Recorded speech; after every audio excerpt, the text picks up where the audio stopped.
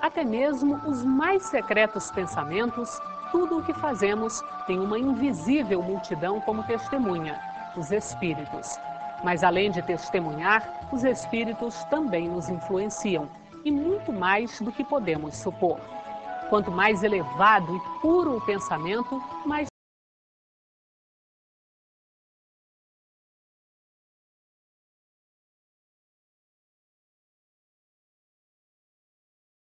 possível escapar a essa influência. Quem nos explica é o advogado espírita Hélio Ribeiro. E os espíritos responderam a essa pergunta sobre a influência. Muito mais do que você possa imaginar. De ordinário, são os espíritos que dirigem a vida dos encarnados. E também livros e o Evangelho no ar.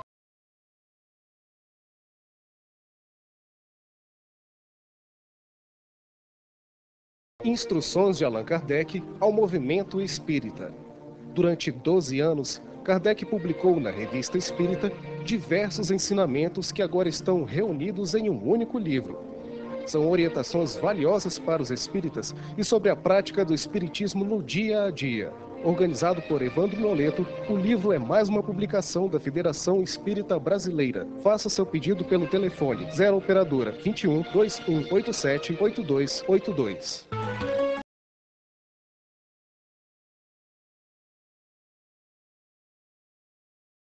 Em todo o mundo, a tradição popular imortalizou a imagem de seres do bem e do mal, tentando convencer o homem a tomar decisões que o levam ao abismo ou à glória. Veja na matéria a seguir como o Espiritismo explica a influência dos espíritos. Os espíritos veem tudo o que fazemos? Constantemente nos rodeiam. Muitas vezes chegam a conhecer o que vocês procuram esconder de si mesmo. Quando vocês se imaginam sozinhos, é comum ter os espíritos como testemunhas silenciosas. Os espíritos influenciam em nossos pensamentos e em nossos atos? Muito mais do que vocês imaginam. Influem a tal ponto que, em geral, são eles que vos dirigem. Os espíritos estão por toda parte. Movidos e orientados pelos pensamentos, eles podem nos acompanhar e nos influenciar tanto para o bem quanto para o mal.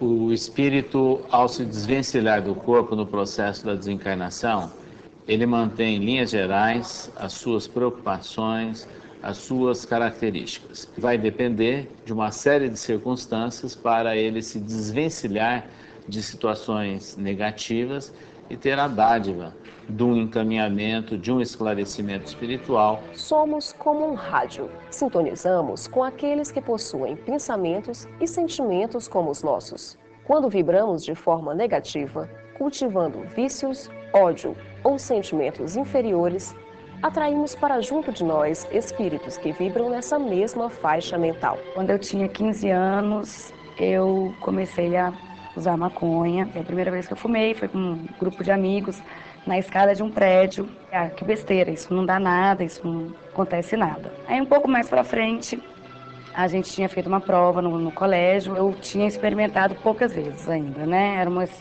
5, 6 vezes eu já tinha fumado. Eu fui fumar essa vez, que foi quando desencadeou a síndrome do pânico.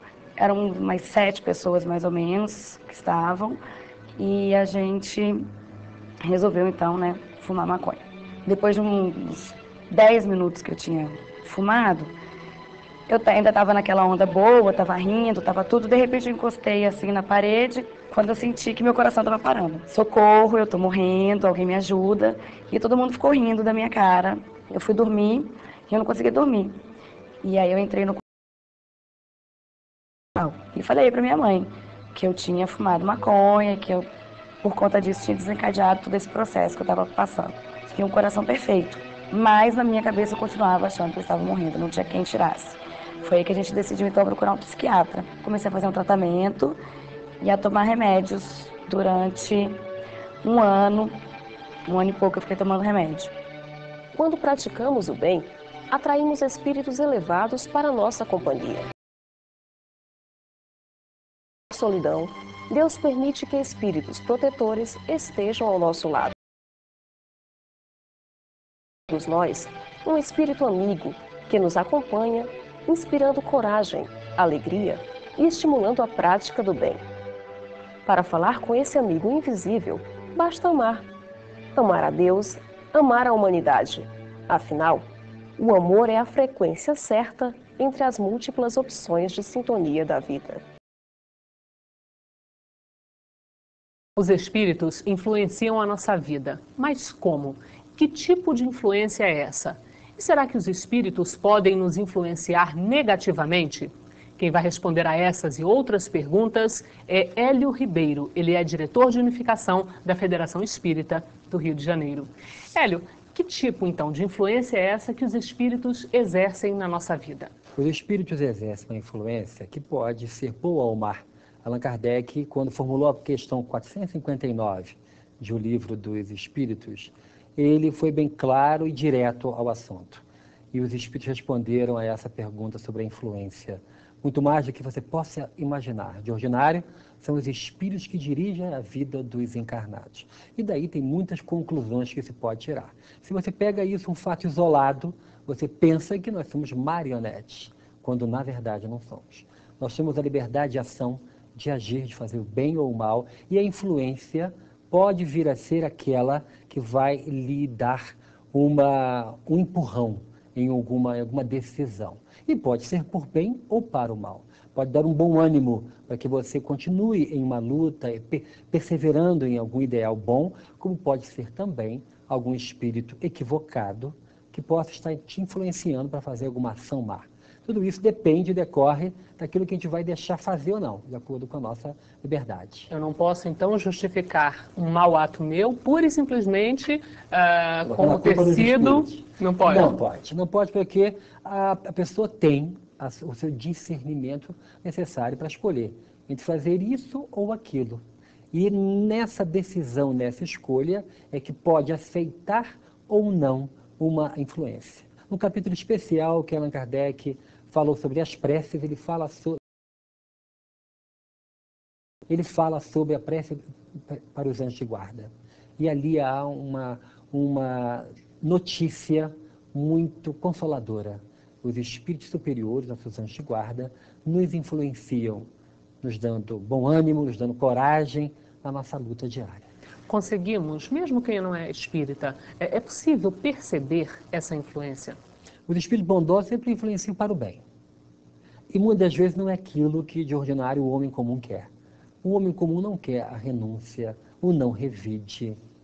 Quando falta nele o princípio da espiritualidade, ele age muitas vezes naquele limite da animalidade. E ele quer o revide, a vingança. E quando tem um princípio espiritual, aí sim, aí existe uma possibilidade grandiosa do homem escolher sempre as boas influências, as boas companhias espirituais. Mas eu digo assim, é possível para qualquer pessoa perceber esse tipo de influência? Você citou um pensamento, poderia citar talvez um sonho, enfim. É possível perceber essas influências ou não? Elas são tão sutis que não conseguimos detectar? Olha, aquele pensamento que de ordinário não é o seu, é uma influência. Se você não tem um pensamento que lhe incentive, por exemplo, a prática do suicídio. Se você não pensa nisso, não é tônica, e aquele pensamento vem sistematicamente visitar a sua mente, é óbvio que isso é Existem algumas dicas, e lendo as obras espíritas, principalmente o Evangelho segundo o Espiritismo e o Livro dos Espíritos, ambos organizados por Allan Kardec, consegue-se ter uma ideia de como se discernir a influência ou um pensamento, quando é nosso ou do espírito. E onde o livre-arbítrio fica nesse contexto de influência dos espíritos, influências boas, influências ruins? Exatamente no momento em que a gente se deixa influenciar ou não. Temos a liberdade de escolha entre fazer aquilo que nós mesmos queremos ou se deixar embalar por um pensamento de um espírito que se assenhora da nossa vontade. O grande problema é a vontade. Allan Kardec, referindo-se a esse assunto em especial, diz: como é que nós vamos nos livrar da influência de espíritos ruins? E aí os espíritos reveladores dizem a ele: utilizando a vontade, que de ordinário vocês usam muito pouco.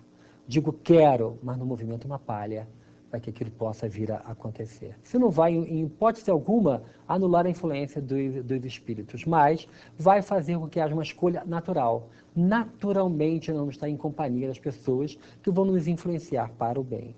Agora, como é que devemos nos relacionar com essas influências? Em algumas situações, imagino que não seja muito fácil separar o joio do trigo no que diz respeito a essas influências, porque às vezes a situação é muito limite, enfim, talvez seja um pouco difícil. Como é que deve ser esse relacionamento? É essa vontade que vai dar o tom desse relacionamento?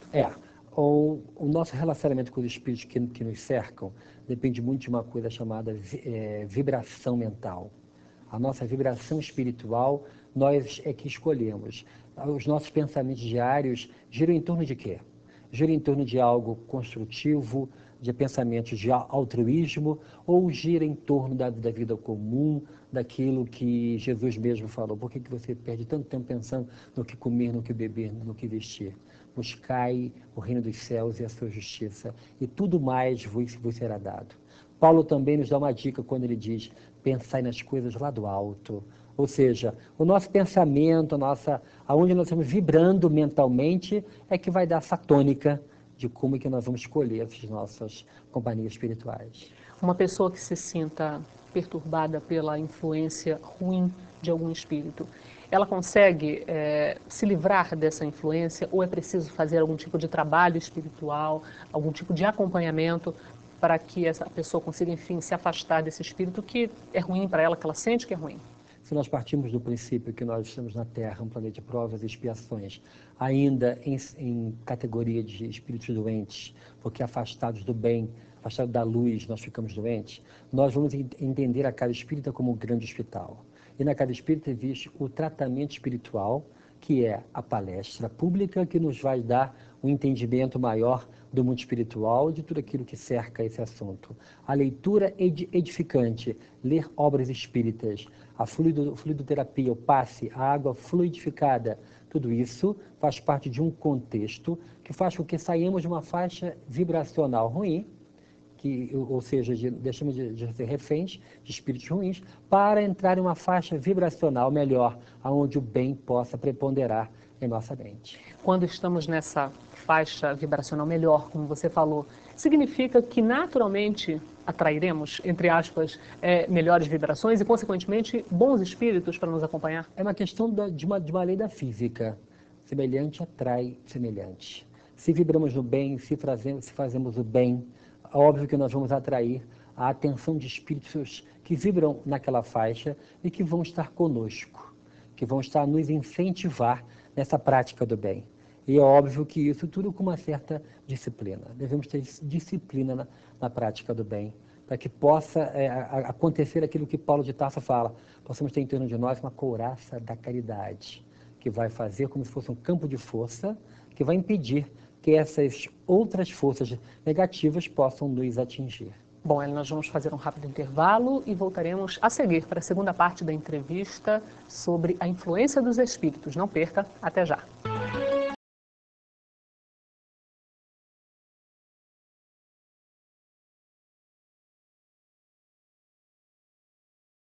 A FEB lançou Impermanência e Imortalidade, o primeiro livro do espírito Carlos Torres Pastorino.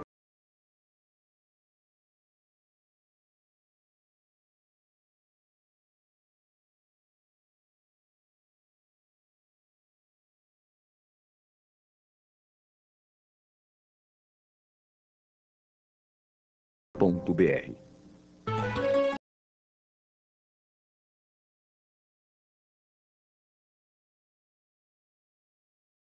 Da entrevista sobre a influência dos espíritos. Meu convidado de hoje, Hélio Ribeiro, diretor de unificação da Federação Espírita do Rio de Janeiro.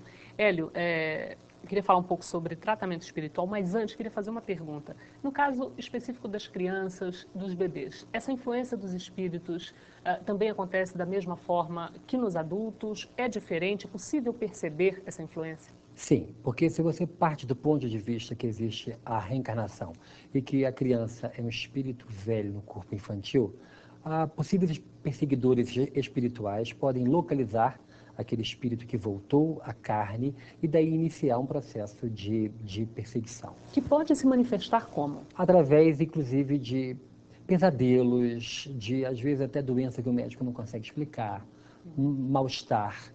Aí a gente volta ao assunto da dona Ivone Pereira, que ela teve uma morte aparente, e aí o médico deu como morta e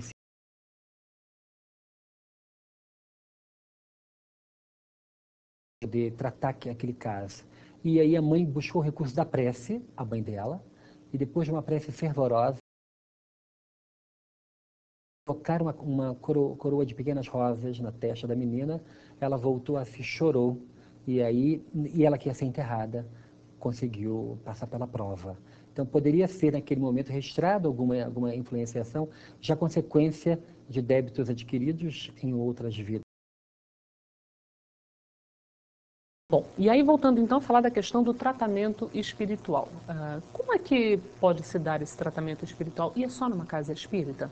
A casa espírita, a casa que segue os preceitos organizados, ditados pelos espíritos organizados por Allan Kardec, ela tem um tratamento que é muito discreto, mas muito eficiente, que é chamado reuniões de assistência e tratamento espiritual. São aquelas reuniões de palestra pública, palestra sobre a nossa doutrina espírita, acompanhadas de passe, que é uma transfusão de energias. Esse tipo de palestra, quando seguida de forma disciplinada, uma vez por semana, 2 vezes por semana, ela tem um efeito muito grande na renovação mental. Porque a pessoa sai dali com algum material para pensar, meditar, e já entra numa outra faixa vibracional, favorável à percepção de energias que vão lhe restaurar a saúde física, a saúde mental.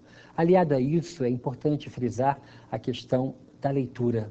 A leitura de obras, principalmente as pessoas que estão passando um problema de perseguição espiritual, e no atendimento fraterno, que é um serviço que a Casa Espírita tem detectado isso, é muito importante a leitura. A leitura de Evangelho segundo o Espiritismo é a base. Mas, acompanhado isso, eu queria ressaltar as obras baseadas no Evangelho. E aí temos Humberto de Campos, com Boa Nova, e Lázaro Redivivo.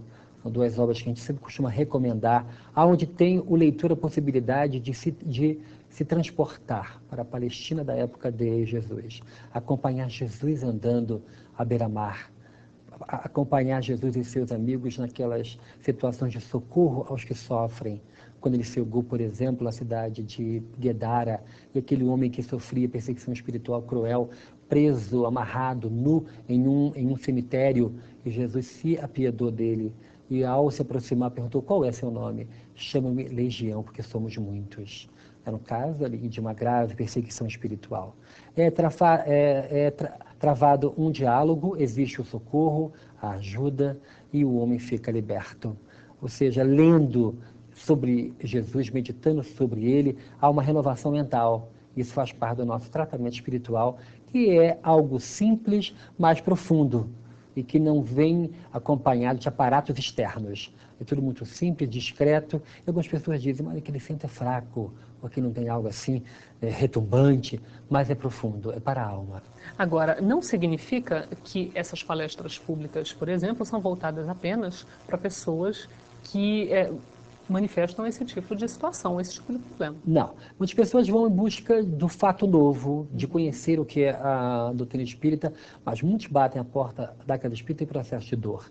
Qualquer tipo de dor, qualquer matiz que seja dor por problemas espirituais ou por problemas de ordem moral ou até doenças físicas, isso leva a pessoa à Casa Espírita porque é essencialmente consolador ao próprio espiritismo. Hélio, há alguma relação real entre doenças mentais e influência de espíritos? Dr. Bezerra de Menezes, ainda encarnado, escreveu um livro onde ele trata desse assunto, A Loucura sob um Novo Prisma, e ele traz o ingrediente espiritual como fator preponderante nas doenças mentais.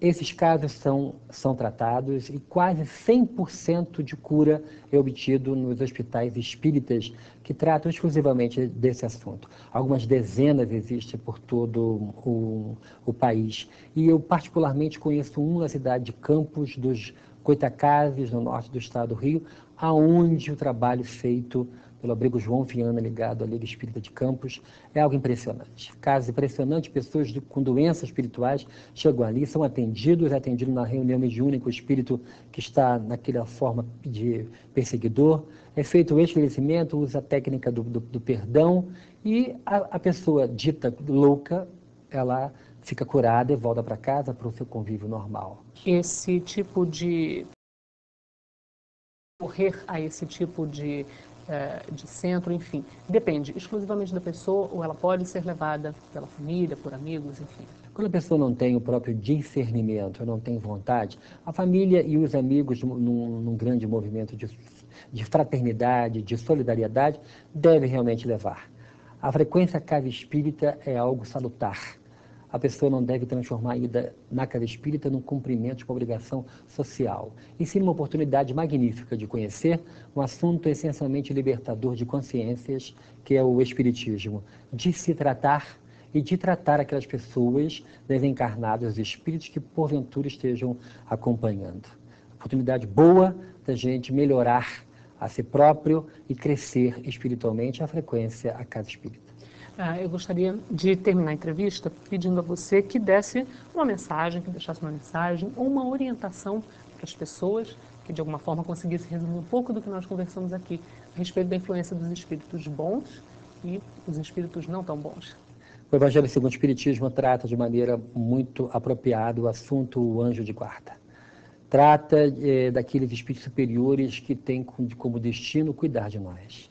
São espíritos bondosos, foram destinados por Deus a velar por nós. Mais de um por pessoa? Costuma ser um, e ele pode ter mais de um protegido. Mas a oração, a prece constante, é um recurso extraordinário. E sempre lembrar do nosso anjo de guarda, porque muitas vezes nós nos ligamos muito àqueles que nos perseguem. E ficamos, eu tenho um obsessor cruel que me persegue. Esquece do anjo de guarda que a protege. Lembrar desse espírito superior, tratar desses assuntos com muita seriedade, buscar um conforto na leitura, uma disciplina na frequência à casa espírita, é algo realmente que deve ficar como uma palavra de final nessa nossa conversa, porque é algo que a gente vê, sofre, passa pela experiência e vê as pessoas terem melhoras com a frequência à casa espírita. Hélio, muito obrigada pela sua participação aqui no programa Terceira Revelação.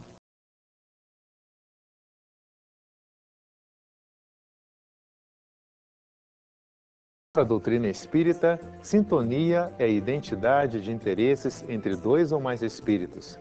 Vivemos mergulhados no mar de sensações e pensamentos. Cada gesto, cada imagem mental nos faz interagir poderosamente com outras criaturas. Como você viu na entrevista, a coincidência de gostos ou pensamentos entre dois seres é que promove a atração e a influência. Por isso, não adianta culpar os espíritos maus pelos nossos atos infelizes. Se sofremos uma influência, é porque, com a nossa conduta, atraímos espíritos imperfeitos. E não é somente o espiritismo que fala da influência dos espíritos. Na Índia, no Egito, entre os antigos hebreus, celtas e persas, muitos sábios falaram sobre isso. É célebre a máxima chinesa que diz: falando ou agindo, embora te aches só, não penses que não és visto nem ouvido. Os espíritos são testemunhas de melhor a influência dos espíritos em nossas vidas. Leia o Livro dos Espíritos. Este assunto está bem explicado no capítulo 9. E se você quiser saber mais sobre a crença na influenciação dos espíritos entre os diversos povos, nós recomendamos A Alma é Imortal, de Gabriel Delany, e Depois da Morte, de Leon Denis. Uma ótima leitura para você e muita paz.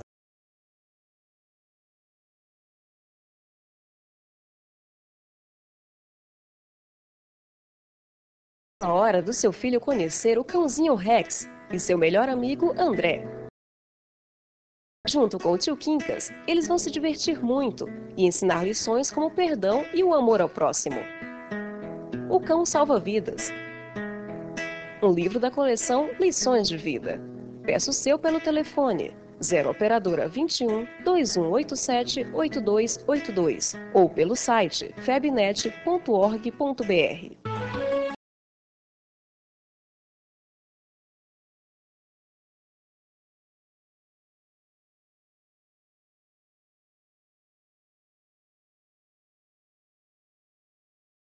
Olá, a Beth nos envia essa semana uma questão muito curiosa. No livro Céu e o Inferno, de Allan Kardec, no capítulo 1, encontramos que o sofrimento que acompanha a morte está subordinada à força de adesão que une o corpo e o perispírito. Essa força de adesão depende do vigor físico. Nos jovens ela é mais forte. Assim, os laços fluídicos que unem o espírito ao corpo das pessoas doentes são mais fracos, e nas crianças, isso terá alguma relação com o grau de elevação do espírito? Beth, muito curiosa e atenta à sua pergunta.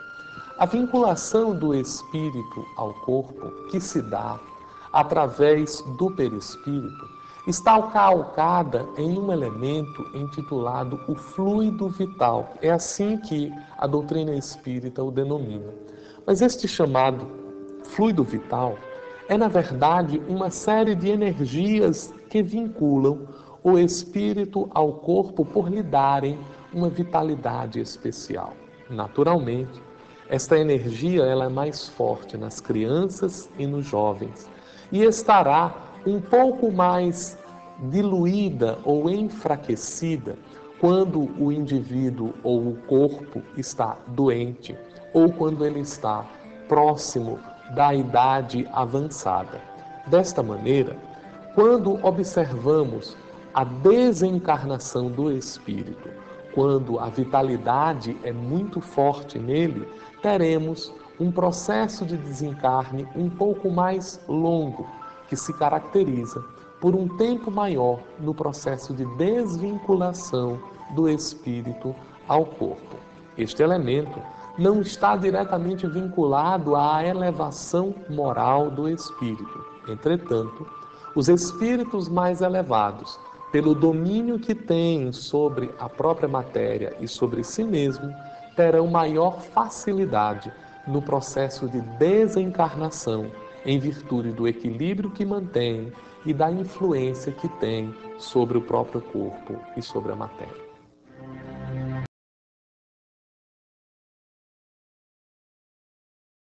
Em verdade vos digo que se tivesses fé, como um grão de mostarda, dirias a este monte, passa daqui para acolá, e ele passaria, e nada vos seria impossível. Esse trecho do Evangelho segundo o Espiritismo é de suma importância para todos nós quando analisamos a fé, a coragem da fé e o poder da fé em nossas vidas. Nas dificuldades que nós ultrapassamos no dia a dia, muitas vezes nos questionamos a respeito do amparo que possamos receber de Deus, de Jesus, dos espíritos amigos. Mas se nós formos comparar com as nossas vivências do dia a dia, com a natureza à nossa volta, nós não temos dúvida alguma no momento que, por exemplo, plantamos um pé de feijão. Se pegarmos um punhado de semente e colocarmos na terra, não teremos dúvida alguma que daquela semente surgirá um pé de feijão. Não precisamos olhar diariamente para termos a certeza do material que iremos recolher. Muitas vezes o mesmo não acontece em relação às nossas dificuldades da vida, aos entraves, às decepções, enfim, a todas as causas de sofrimento na nossa existência. Nos perguntamos sempre, será que Deus não nos ouve? Será que Deus não nos acolhe? Será que Deus não nos sustenta? Mas se pararmos para analisar a maneira pela qual nos conduzimos nesses momentos, e quando esses momentos são passados, olharmos para trás, estará claro para todos nós um amparo divino em nossas vidas, a questão da fé.